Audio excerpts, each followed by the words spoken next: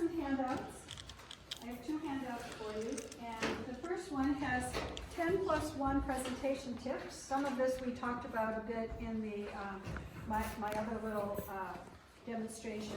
And then on the back is 10 content talking points. If you want to do both of them, I'll show you in a minute. Let me just pass these out, and you can take notes on them if you want, or you can just sit and listen and watch.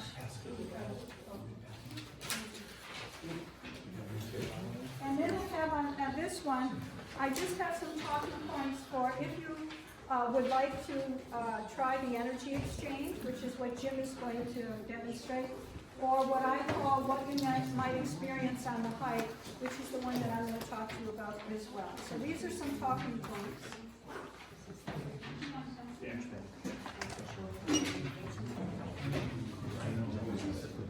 Give you a minute to look over them so you can kind of organize what you have.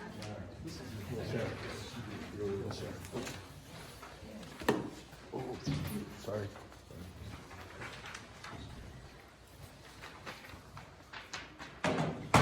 Now they say that public speaking is just as stressful as losing a family member or going through a divorce. I don't think that's the case. And especially for all of you being docents, you're obviously people. Otherwise, you wouldn't be putting yourself out there to get to know new people, to meet kids, other people. So I think that the stumbling block to this one is more like two things. Either do I know enough? Do I know enough? Which you already do. And how do I control 60 kids in one class? Which is something that I can help you with today. And so I'm going to demonstrate what you might see on a hike, and then as I mentioned, Jim will demonstrate the energy exchange. Both of them are wonderful presentations. I've done both of them, and sometimes I just switch back and forth, or depending on the age group or the synergy, the chemistry of it, I might decide to do one or the other. There are docents that for whatever reason, don't volunteer to do this, which is okay, but we really want you to feel comfortable with it, so it's a choice for you. So after the school bus arrives, the kids come out, we line them up, we sit them on the steps, we might just talk a little bit, sometimes they have their snack. If we do have birds that we can show after the quarantine, we would show that, and we break them up into two groups, one into the interpretive center, one into the patio with the animal cages, and then we switch. Then around 10 o'clock, we bring them in here. They generally sit on the floor unless they're 6th grade or older, then we would put the chairs out for them because it's uncomfortable at that age, I think, to sit on the floor. And we line them up in rows. The teachers and parents sit in the back. And then we do our little presentation. Sometimes we intermix it with animals. Sometimes we have the animals first. It really is up to the docent, the lead docent, and those that are volunteering, and also the amount of time. If the school bus arrives later, we might squish it down, but by 11 o'clock we want to be out so we have a full hour for a hike. In this first one that I have 10+1 presentation tips, I'm going to jump right in and give the what you might see on the hike. And you can kind of mentally tick off if I'm doing all of this stuff. Okay, because I know myself, I learn by watching, and I really highly recommend that you go and you sit in on some of these presentations. That's how I learn. I watched Jim a number of times. I've watched some of the others. There's some docents that like to do it, and they do it more frequently than others. So I am so glad that you're here today. This is one of my most favorite places in the whole world. I've only lived here a couple of years, but when I discovered Placerita Canyon Nature Center, I felt like I had really found a treasure. My name is Cindy Gold, and I'm a docent here. And we're going to talk a little bit about this room. Isn't this an amazing room? Yeah. And when kids come in, they're going to be looking all over the place. Okay, so so that's one of the reasons why I'm falling out of myself now, then I'll jump back in. One other thing is please wait for attention. You all gave me attention, which was great, but kids are going to be looking around, and teachers are going to be talking, and parents are going to be on their phones in the back and whatever.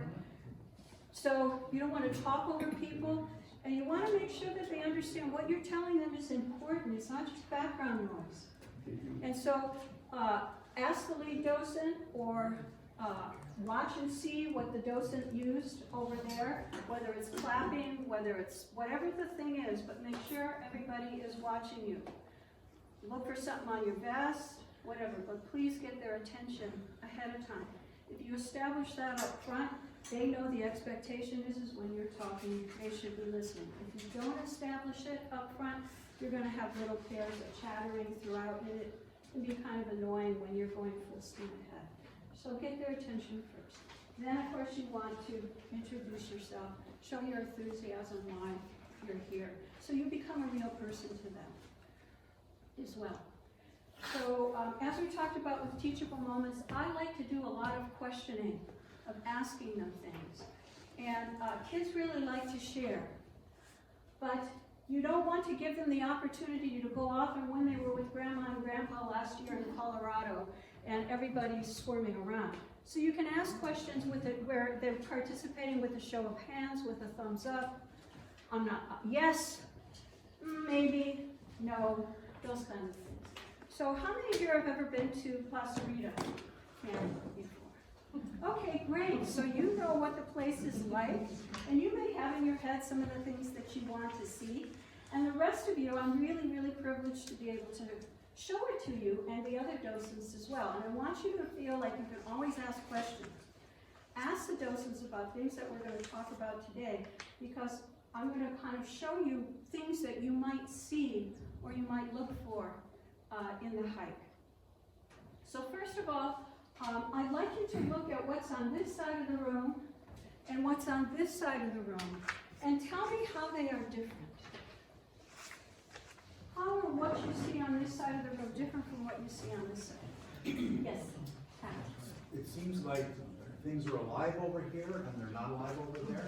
Okay, excellent. Good, very good observation. Anybody have anything they want to add to that? This slide's got birds and mammals, and that slide's got reptiles and amphibians. Okay, do you see what she did? She dug a little deeper. The first answer was general and was a very, very good answer, and the second one was a little bit more detailed. Anybody have anything else you want to add? Bees. I'm sorry? I saw bees, insects. Aha, so there's also insects over there. Please, very good observation. Okay, what Pat was saying is that these animals here are alive, and these animals here are alive, and these animals here aren't alive. Now, I'm going to step out. A lot of times you're going to hear kids use vocabulary that's kind of general and vague, like these are real and these aren't real. It's a good opportunity to clarify. Well, these are real animals as well, but they're not doing something that they're doing, and you can approach it like with first graders according to moving. Or I had a teacher one time who, when I asked what are you studying, they were studying the qualities of life. What makes an organism alive? What does it have to have or be able to do? And so we talked about that. These were sixth graders. It was a little bit higher up. So you can ask the lead docent or a teacher, what have you been studying, using certain vocabulary words like that as well, like organism. And be aware that when you use those words, you might want to step back and either give them a chance to define it or to define it yourself, because you'll lose children, especially when they're first, second, third grade, where there's terminology that we take for granted, but they haven't been introduced to it yet. Okay, so you just swivel over in your chair a little bit. Let's take a look on this side of the room first. So we were talking about that these are real animals, but they're no longer living. We did not kill them. They were brought to us, and a person called a taxidermist, who's kind of a cross between what I think of as a artist or sculptor and a surgeon, created these animals. And they're very special because I could never get this close to a bobcat. They're very shy.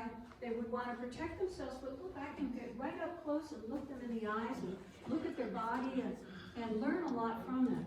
So these animals out here, does anybody know what we call these kind of animals that were living at one time and now are kind of stuffed and we're like statues? Yes. Stuffed? Okay, good. You know, honor all of their responses because remember, you're helping them to feel comfortable to say something. You're not going to embarrass them or humiliate them. You're not going to devalue what they said, even if it could be totally wrong. Find a connection to it. And all of a sudden, when you start out, there are 2 or 3 brave ones, and at the end, you have, at least half the room wanting to participate. So we would go through, I'm going to zoom ahead. We would go through talking about who a taxidermist is, have them say the word. How many syllables is that? Taxidermist. So they can break it up in their head, they can retain it. You can refer to it later on. And so you just want to introduce them to this. Now as you see here, we have 3 words up here. Now are there any words up here that you already know the definition of? Raise your hand if there's a word you know the definition of. Yes. Nocturnal. Okay. Night, and what about, how is night with animals? How? They would hunt. Okay, excellent, they hunt at night. How many here know that word nocturnal? You've heard it before. You see how I'm having them participate? I say a few things, then I get them to connect to it versus a long lecture. You kind of pepper things with that. Okay, so if this is nocturnal, let's go to this side. Diurnals. Starts with a D, like day. Anybody would like to figure out, take a guess at what diurnal might be? Yes? Daytime. Okay, daytime in relation to animals in what way? That active in the daytime. Okay, excellent. So they're active, awake during the day. So we're going on a hike this morning. Which kind of animals here, because these are all animals that live in Placerita Canyon, are you apt to see? The animals that are nocturnal or the animals that are diurnal? Which ones do you think you might have a chance of seeing on our hike this morning? Okay. And I would say, that's a great answer, but if you could raise your hand.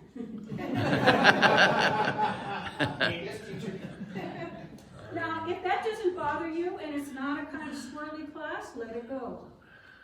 But if it is kind of a squirrely class and people, and then I just say, I get really confused when everybody's yelling out other answers. So for my own sanity, could you please raise your hand? But if you're okay with that, some people are okay with that, that's fine too. Okay, so diurnal. So let's take a look at these animals here that we might see on our hike. And then we would go through, okay, this is a rabbit or a hare. And I'd say, now look really closely here. Figure out what's going on. Give them a minute. Okay, let's look at this little gopher here. What do you think he's thinking? What is that little gopher thinking? Right? Help! Help! Why help? Yeah, the snake is gonna eat him. Yes. And does anybody know what the scientific term is for that? When a snake is going to eat a gopher? Lunchtime. That's very good. And this is where teachers might say, well, we talked about the food chain. We talked about prey and predators. So you can throw out those terms. Okay? So this little gopher here is thinking, get me out of here. But luckily, this diorama, gophers have very, very broad networks. So he could probably run out and behind the rabbit somewhere, pop his head out and get out. Or go deeper into wherever his burrow is. Yes? And the bird is going to eat the snake and save him. That's right. Okay, so do you see what he did? He put other pieces together. So, we're saying that the gopher's thinking, get me out of here. we're saying that the snake is thinking, I'm gonna have a really good lunch, right? Totally unaware that we have this Cooper's hawk up here that's eyeing, and the eyes are more on the side. That's why he's looking kind of tilted down at the snake's tail. So this is a part of nature that we see. Now sometimes, and you can, again, whatever the teacher tells you, if this is part of it, you can elaborate or you can move on. So in our hike this morning, there's a good chance we might see some raptors, some predators up in the sky. So keep your eye when you're hiking up in the sky, looking around. If you see a bird, ask your docent, what is that? It could be a red-tailed hawk, probably not so much a golden eagle. Great horned owls, are they diurnal or are they nocturnal?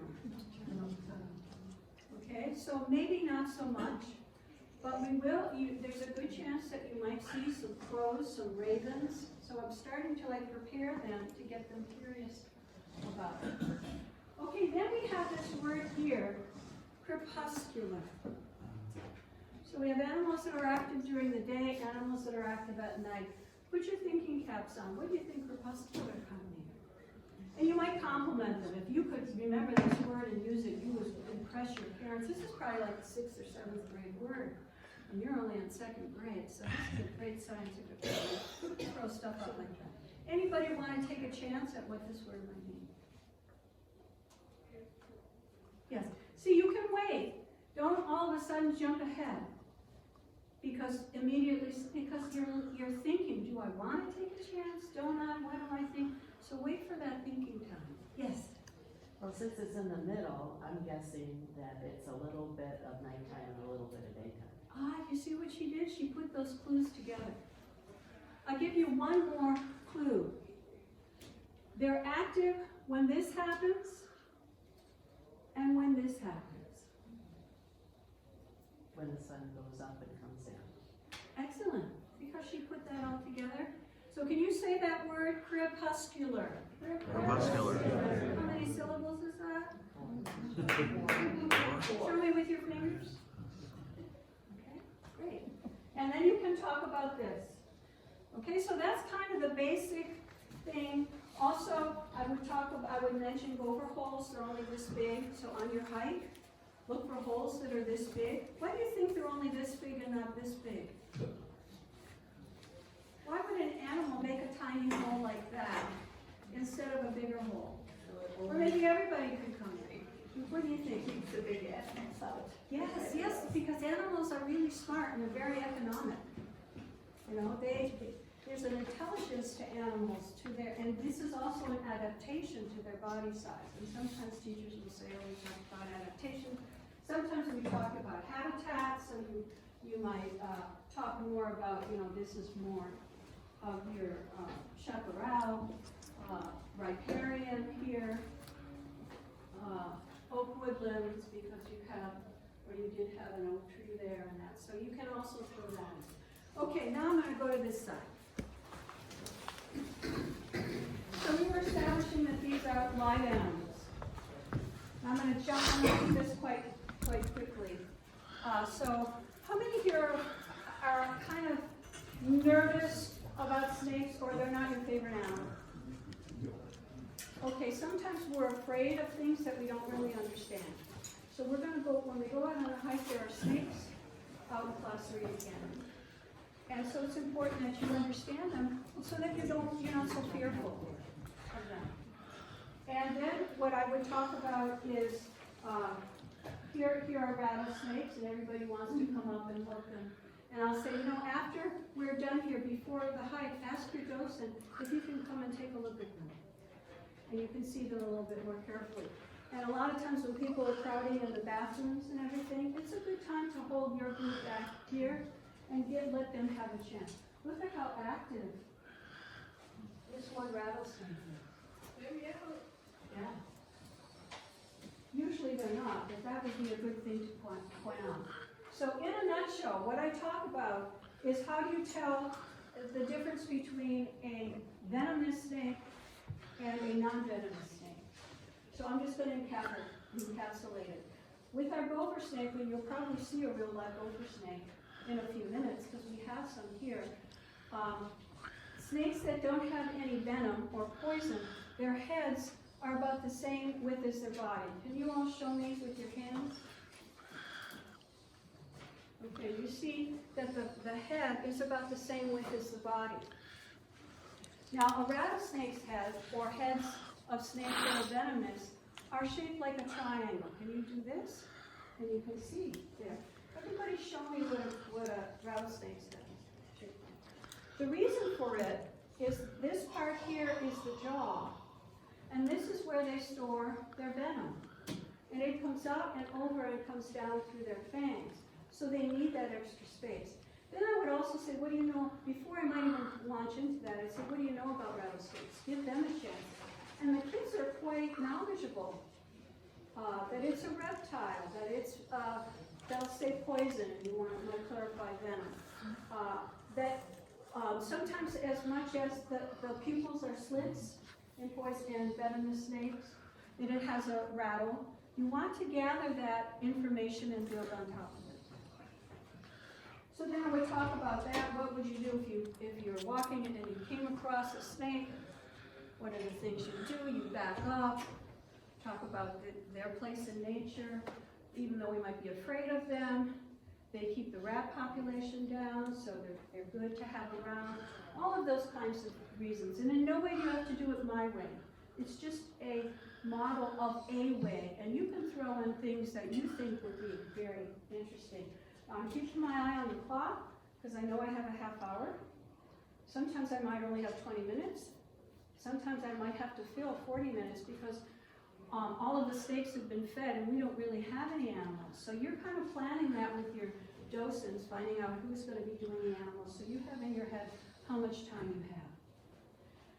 So then, I have everybody's turn because I love to talk about bees. And the 3 kinds of bees, and so I start with that. You know, there are 3 kinds of jobs that bees do, and in their life cycle, and first I might say, what do you know about bees? Again, getting the information that they need. There are 3 kinds of jobs that bees do, and they do it according to their age, but by the end of their lifespan, they've done all 3 of those. Okay? First of all, well, there's the queen bee. And everybody takes care of the queen bee, and all she does all day is lay eggs in each one of those holes. She can lay over 1,000 eggs a day. But she is the queen, and the hive will not live without the queen. You can do some reading up a little bit, but these are just some fun facts. And then we have the bees that take care of the hive. They do all kinds of things. They are the warriors, they protect. They are the chefs, they feed. They are the parents and the nurturers. They take care of the babies. And they are also the doctors and nurses because they clean off the bees and keep them healthy, the ones that go out and then come back to the hive. So they're very, very important. And they do all of those different kinds of jobs. Then we have the field bees. They're the ones that go out and they gather the honey and the nectar. And don't be confused. They're not trapped in there. Some of the kids get a little nervous. Can those bees get out? First of all, can they get out of the room and sting me? And second of all, and you know, we mentioned that there's the tunnel. Okay, so now you know the 3 main. I might go into more detail depending on the age. You have the queen, you have the indoor bees, and you have the field bees. How many here would like to be a queen if you were a bee? A lot of kids do because they feel that sense of power. But again, I'm making them relate. How many would like to be a hive bee? There could be a chef, could be a doctor, could be a soldier, and take care of. And a lot of kids like that as well. And how many would like to be a field bee? Okay, so then you lock them in and you get them thinking about it. And how do bees communicate with each other? Anybody know? What do you think? would they communicate? Yes. By touching each other? Okay, that's one possibility. They There's buzz. certainly- Well, they certainly are crowded in and they touch each other. I heard something, but I didn't see a hand. Yes, they dance. They dance. Would you like to learn 2B dances and how they communicate? Okay, there are 2B dances. One is when the flowers, the nectar and the honey are nearby.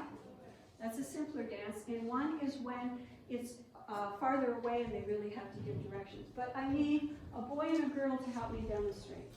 What girl would like to come up and do it with me? You'll dance with me, I'll dance with you. Okay, come on up. What boy would like to do it? Come on, boys. Anybody brave enough? See, I always get tons of boys. This is the difference. Okay, if nobody will want to do it, which I doubt, there'll be a lot of, you can just move on. You don't have to force anybody. Okay, so this dance of bees where the honey, the nectar, and the pollen is close is very, very simple. Okay? In this one, you just walk around in one direction, come forward, and walk around in the other direction. Okay? You ready to do it with me? Okay. So what? Shake your bed. No, that's the next far one. away. Okay, so we're gonna, this is where the flowers are very close, and then go in the opposite direction. Okay, great. Gail, you did a great job. Okay, so that's how the bees, and you can see them sometimes in there moving around a little bit if you're patient and you watch closely. I need 2 more volunteers, a boy and a girl, now to show the dance where it's a little farther away. See, with the dance, they're flying like that or just walking? They're walking, they come back to the hive, and it's usually at the entrance to the hive where you'll see them telling the other bees. So it's not in the flying, it's more inside the hive. So do I have any volunteers for the other dance? It's very simple, I'll show you how to do it. Come on, Jack, you're the bee expert. See how we lose our sense of being too careful and not wanting to appear silly? Ah, good, we have a Yay!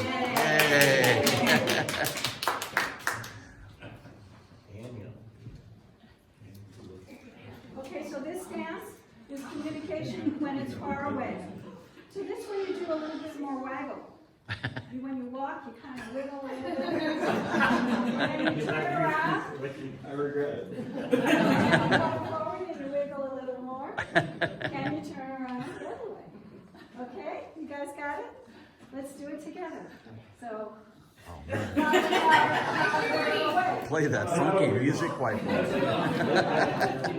got to turn left and right. Great job! Okay, so you get the idea. Then at the end, and you can do something else. You can have a different demonstration or something else that's interesting to you. That's just one that kind of picked up on me. Then for closing, say, there are 2 kinds of people in the world. There are the takers and there are the caretakers. What's a taker? What's a caretaker? Our hope is by coming here and seeing all this amazing stuff that you will become a caretaker. And you can talk about it however you want. And then also that everything is interconnected, even though those pesky mosquitoes that we all seem to hate. Anybody here love mosquitoes? No? See, I told you? They have a very important part in it. So with your hands go like this, kind of like a zipper. All your fingers, your hands, all folds together because nature is interconnected. And don't be afraid to ask questions when your docent takes you on the hike. Be looking for those gopher holes for the birds up in the sky. I'd also talk about scat, stuff like that, remind them. And then I'd say, and now my friend Brian is going to come and show us a snake. And Brian will probably come out with a snake or something else. Okay? So now I'm going to turn it over to Jim. Okay.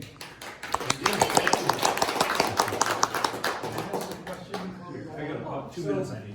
We're Oh, talking you need about 2 minutes? Okay. just a little bit of Okay, great. managing the kids, but how about teachers and parents in the back and they're talking while you're doing your thing. How do you manage that? As soon as you remind the child to raise their hand or whatever, they zero in on your expectation as well. So I've never really had a problem. What I do have is when parents are on their phones. But I don't intrude on them with that because I have no idea why or whatever. Maybe they have younger children at home, maybe they're checking on their job because they took the morning off. So I don't interfere with that at all, as long as they're not intrusive in it. But I haven't had a problem. In fact, they generally get into it first. You know, they tend to be interested in it as well. And sometimes the parents will ask questions or they'll want to answer, you know, raise their hand. So I'm included. Yes. So especially when you have the younger kids, do you ever get all of them up moving around? Sometimes I do, if they get really squirrely. I've never done it where they all do the bee dance because that would be too complicated and they get jumping themselves around and everything. But some, you know, I have my own little ways. I talk about it. Some of you have the spilkas. Anybody know what that is? You know, so you get spilkas and the gazette and the soy. We get up and we, you know, I might just say, okay, like a bee, you know, flap your wings and hum. What sound do they make? You know, or something with an animal, with your arms. But you know what? If you're 20 minutes, half hour, and you're involving them in it, they are pretty interested. You know, if you lose their attention, walk to another part of the room, start looking, and some say, "Wow, I never noticed this," even though you've seen it all the time. Something interesting. But generally, not so problematic. I think being out on the hike sometimes. It's a little bit more difficult, believe it or not. I think this is the harder part. Any other questions?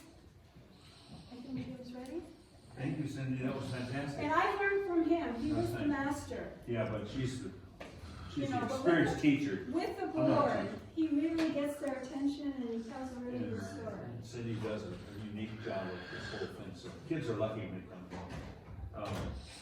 First of all, my name's Jim Crowley, retired, worked at Lockheed for many years. Maybe you're here one. Yeah, Lockheed. Anyway, enough of that. There were 3 boys, we used to bring them here in 1971, and the 70s, early 70s, and we hike around.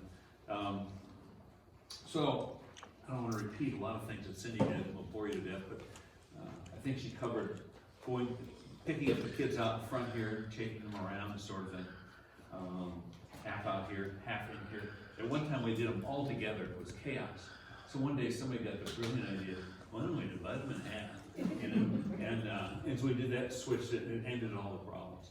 So we get a chance to talk to the kids in the museum, and not just bring them in and let them go crazy. You bring them in, set them down, and you explain a little bit about the museum to them. And then they get an idea of what you're doing. And then you switch them and you talk about the birds outside. Bring them back, they're in the room here, sitting down, Cindy said in rows, and introduce yourself. And what I like to do is, first of all, I ask the kids, let's talk about the room here. The room has got a lot in it going on, and there's birds. When I ask the kids, who thinks they were all alive or dead? You know, the kids will vote, you know. And I said, well, they were all alive except 1 or 2. And I said, and they'll look up there. And they usually pick up on the condor.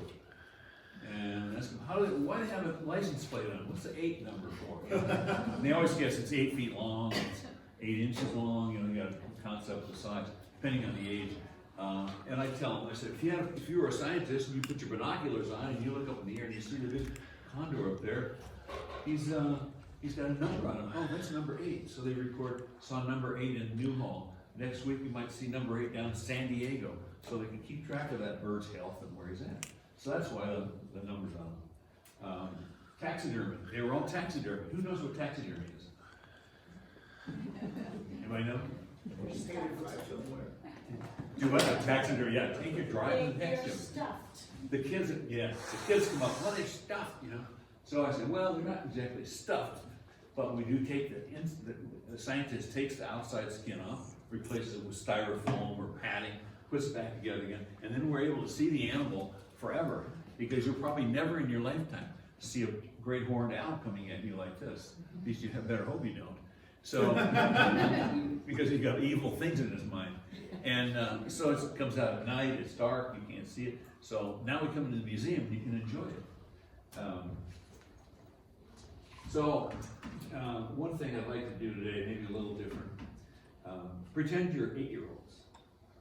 Right? You did the wiggle dance, now you can pretend you're an 8-year-old.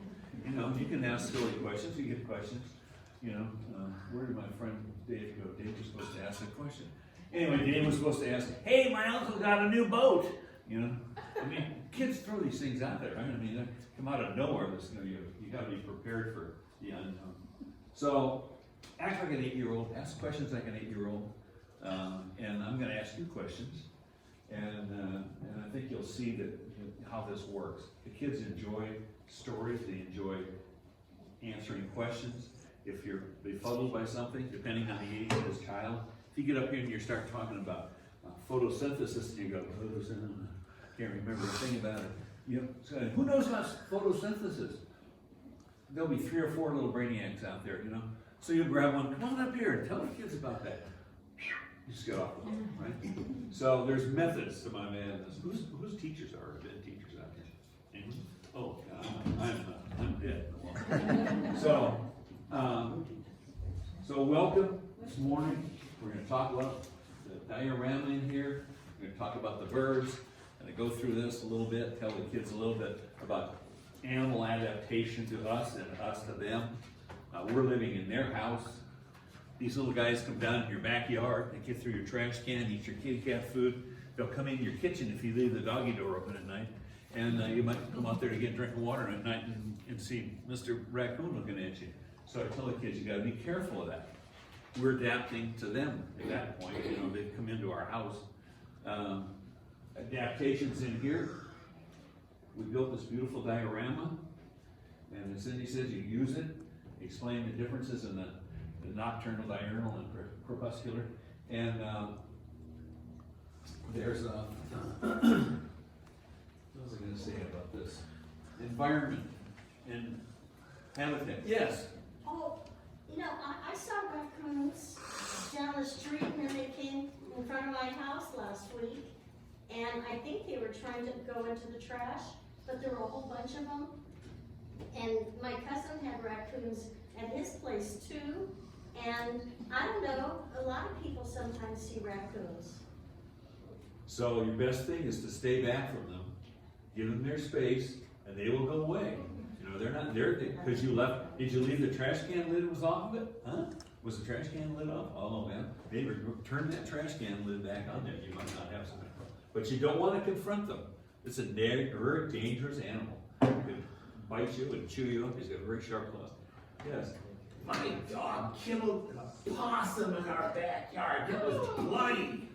Well, that happens in nature. One animal is going to be a prey and a predator. So that happens, and you have to call the county people, and they'll take that animal away from you. There's no just And go to the trash.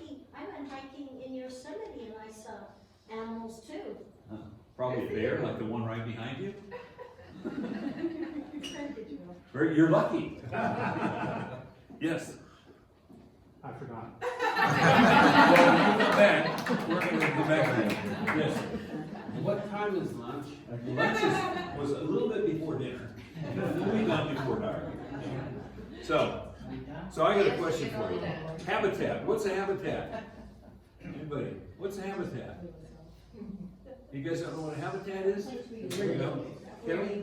Where you live? Yeah. Any other ideas? Okay. Is your bedroom your habitat? Yeah, it is. The kids are like, what? Never thought about that. You know, their answer is where an animal lives. That's their 99% of them say that. So, your house, where you're at, that's your habitat. What about environment? Is your environment different, or how do you differentiate environment from habitat? How about the environment here? Is this like out in the woods, or is this like your school or your house? And they'll say, no, you know, my house is. Your house has got a bedroom, kitchen, living room, something like that. That's an environment. This is an environment for animals out here, and the environment and habitat, people get a little bit confused.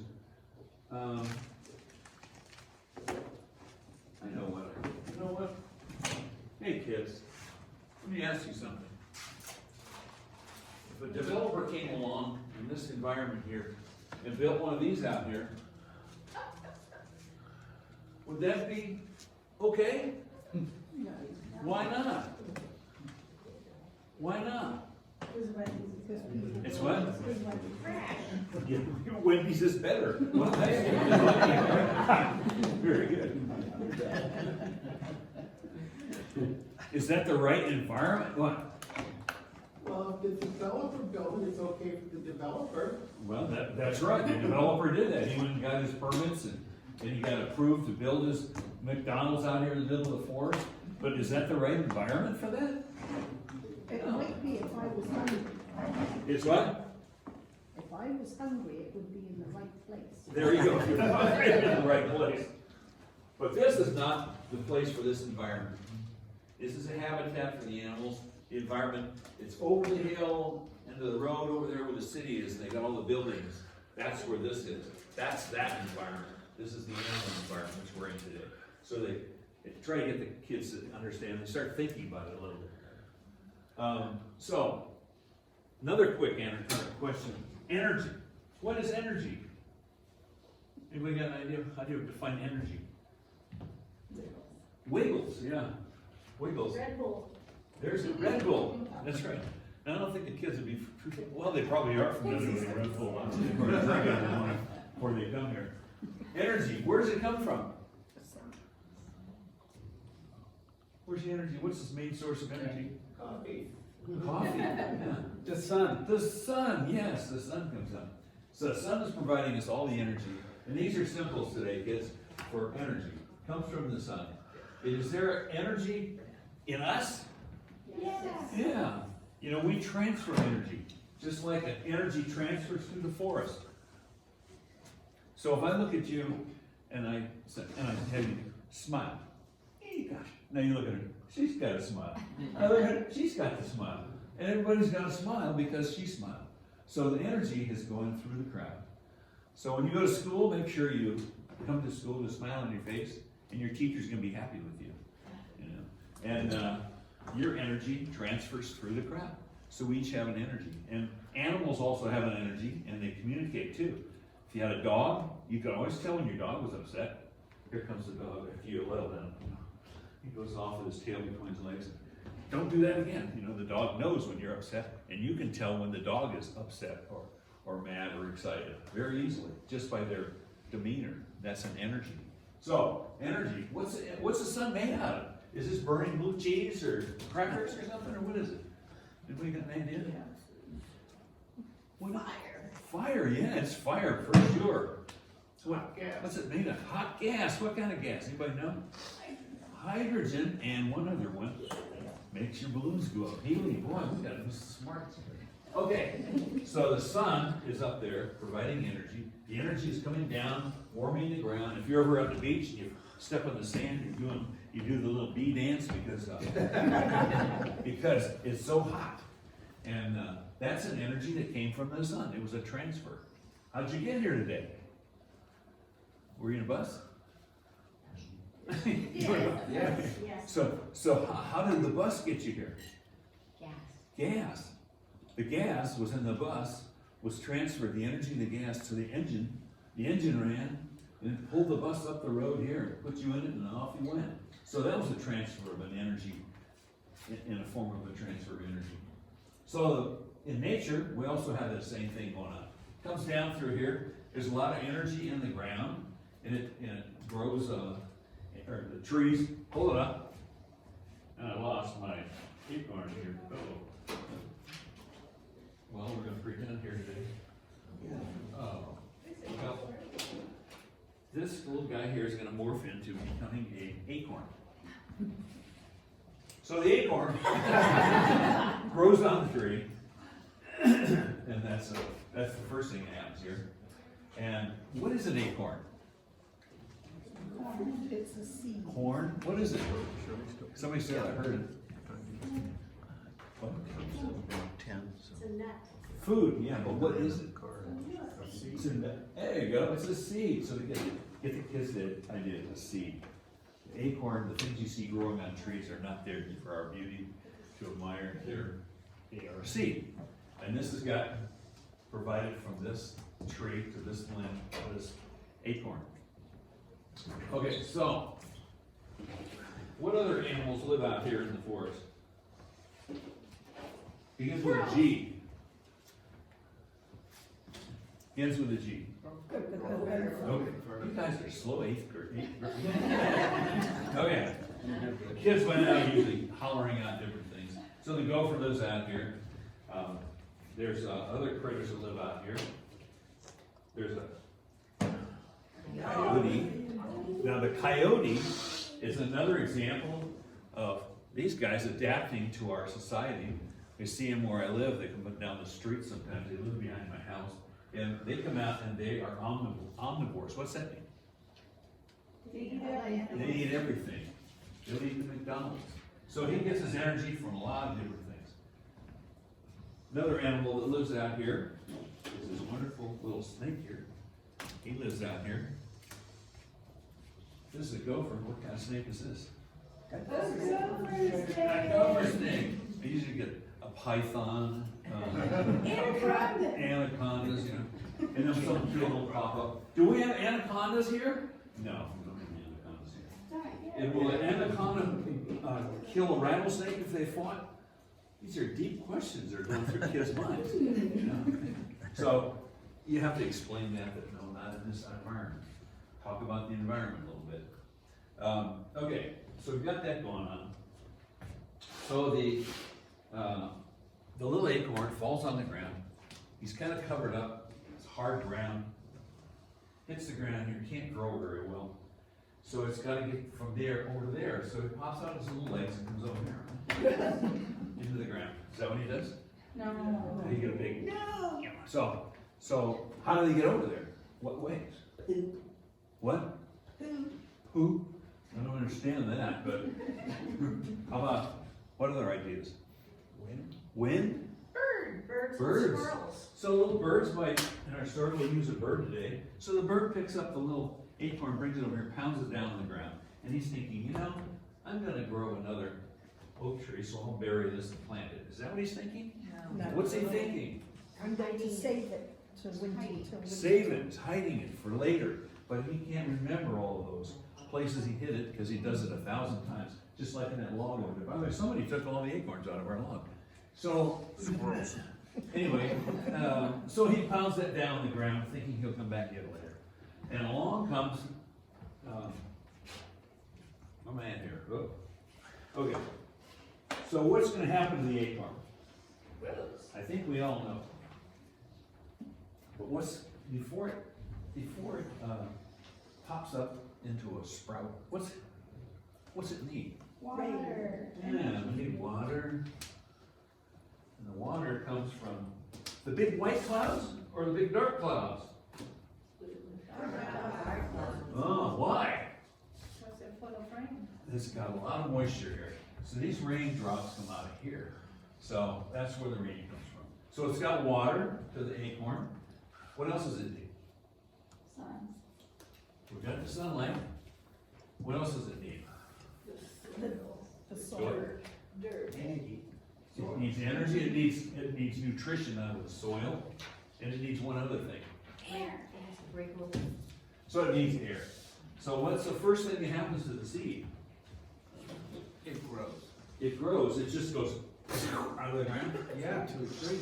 No, it doesn't. It doesn't just go, there's an acorn. What's the first thing happens to it? It Sprouts? It grows roots. Roots. Come on, guys. Okay, so you got roots here. So this will come up with some roots, and it's pulling energy. And so we weren't supposed to be shaved. Hey, you guys are 8 years old, huh? Yeah, shame on 8-year-olds. What school is this anyway? They need some work.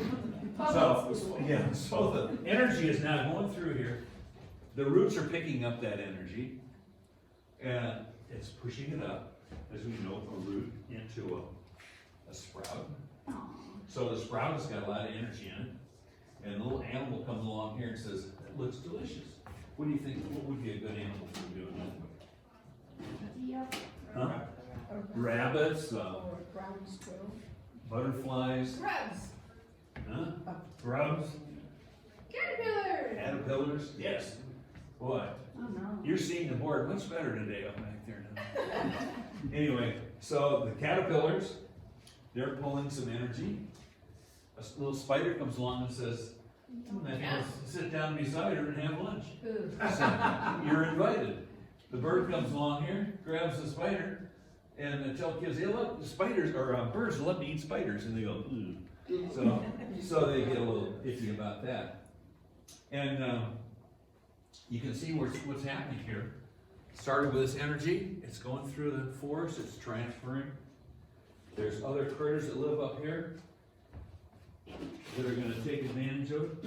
Oh, guess what I just found? Acorn! We'll get back to that. So, in here, and in the museum, you're gonna see another little critter that's taking advantage of this transfer of energy, a wood rat. And I'm gonna describe it to you today. I do describe it to the kids. You guys have seen it already up there. So the wood rat lives out here. This bird lives out here. Here he is right here. And this is a young one. His tail's not red yet. Probably, I don't know how old he is, maybe a year or so. I think his eyes changed color. And another little critter lives out here, which you saw outside. It's turkey vulture. So these live out here. The snake decides, you know, I'd like to have some lunch. So he sniffs around with his tongue. Sniffs, goes down there, grabs that gopher, comes up here, gobbles it up.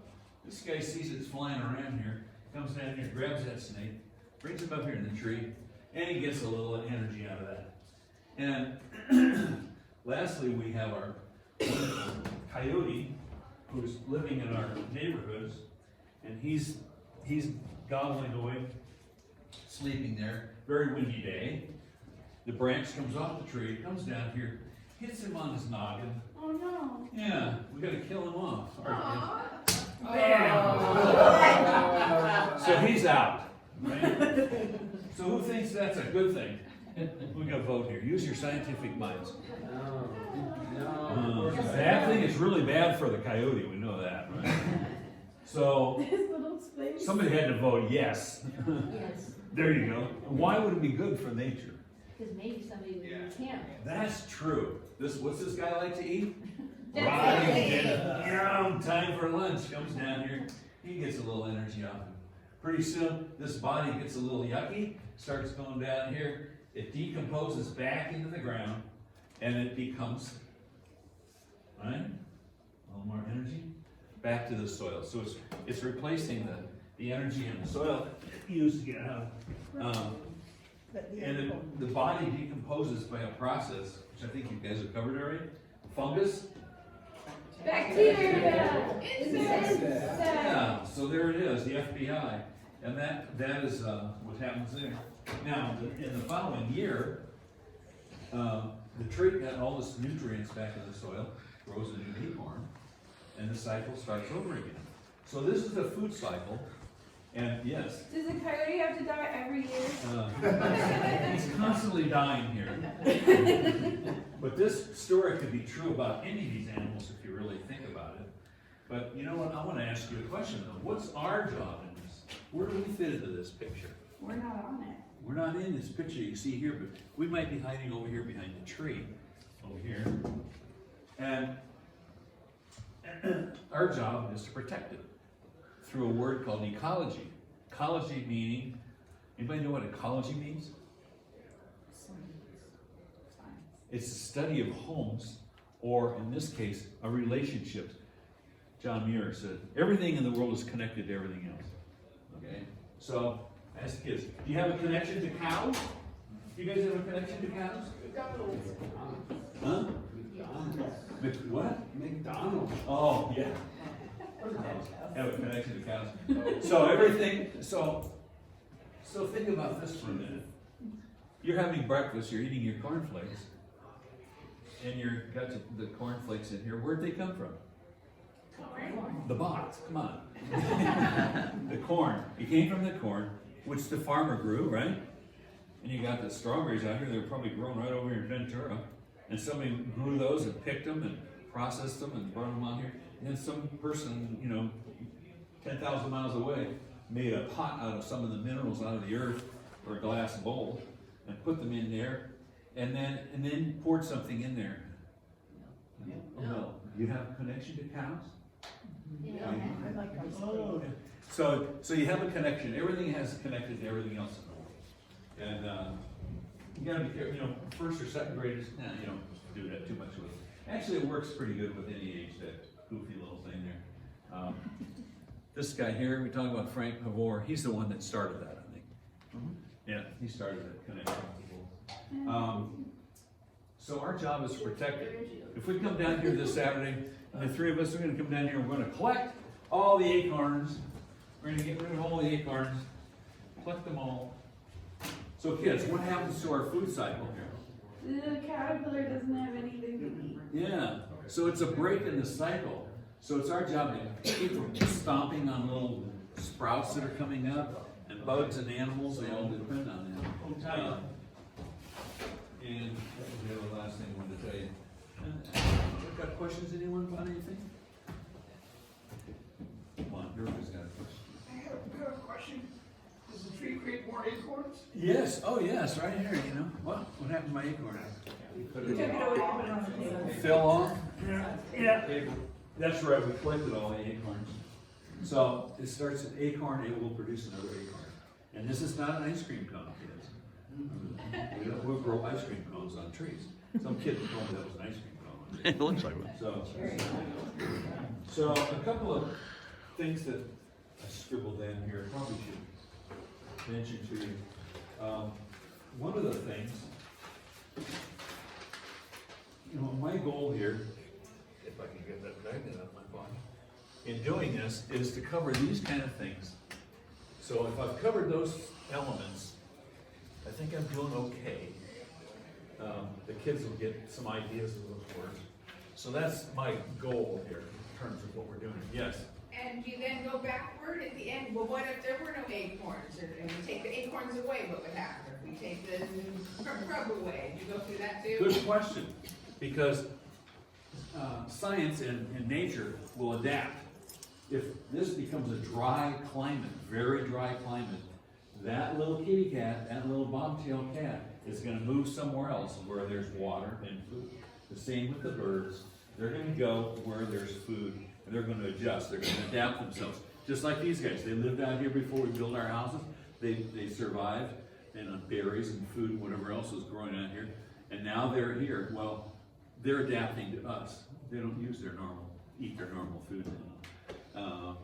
So to lose one element, yeah, if we get rid of all the spiders, we'd probably get overrun with bugs, So, but the other animals would eat more bugs, that sort of thing, and adapt to it, that change in the environment.